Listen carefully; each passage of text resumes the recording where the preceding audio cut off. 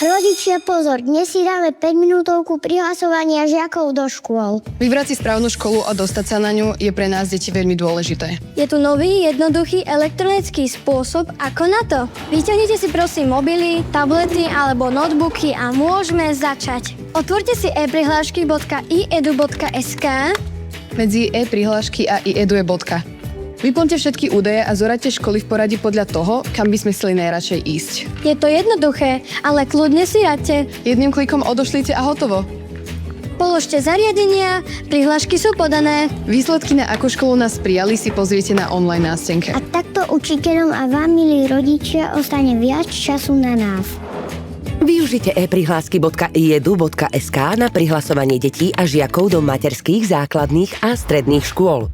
Projekt je realizovaný a financovaný prostredníctvom Plánu obnovy a odolnosti Slovenskej republiky.